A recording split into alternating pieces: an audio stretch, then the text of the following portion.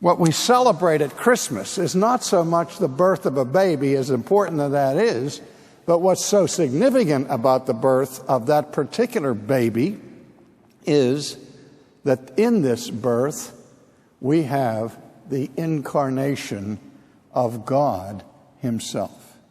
And incarnation means a coming in the flesh. We know how John begins his gospel. In the beginning was the Word, and the Word was with God, and the Word was God. So in that very complicated introductory statement, he distinguishes between the Word and God, and then in the next breath identifies the two. The Word was with God, and the Word was God.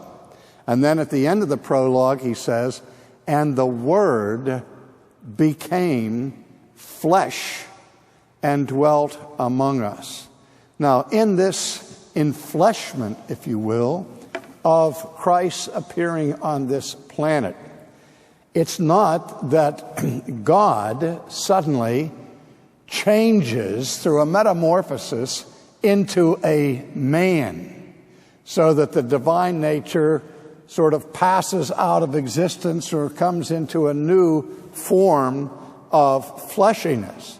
No, the incarnation is not so much a subtraction as it is an addition, where the eternal second person of the Trinity takes upon himself a human nature and joins his divine nature to that human nature for the purpose of redemption.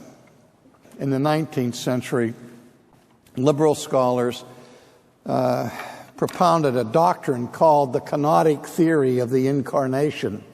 And you may have heard it, the idea being that when Jesus came to this earth, he laid aside his divine attributes so that the God-man, at least touching his deity, no longer had the divine attributes of omniscience, omnipotence, and all the rest. But of course, that would totally deny the very nature of God, who is immutable. Even in the incarnation, the divine nature does not lose his divine attributes. He doesn't communicate them to the human side. He doesn't deify the human nature. But in the mystery of the union between the divine and the human natures of Jesus, the human nature is truly human. It's not omniscient. It's not omnipotent. It's none of those things. But at the same time, the divine nature remains fully and completely divine.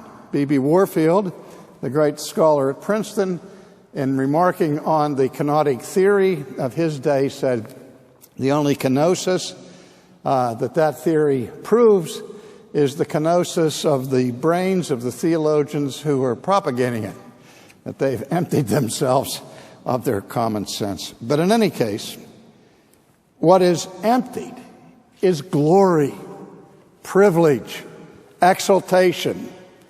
Jesus, in the incarnation, makes himself of no reputation.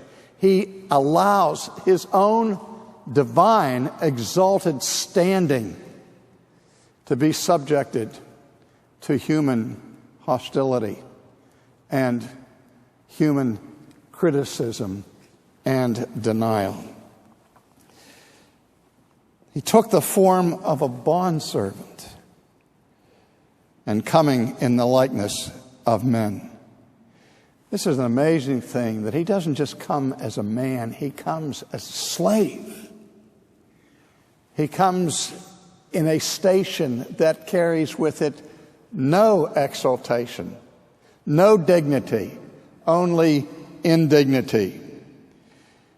And being found in appearance as a man, he humbled himself and became obedient even to the point of death, the shameful death of the cross.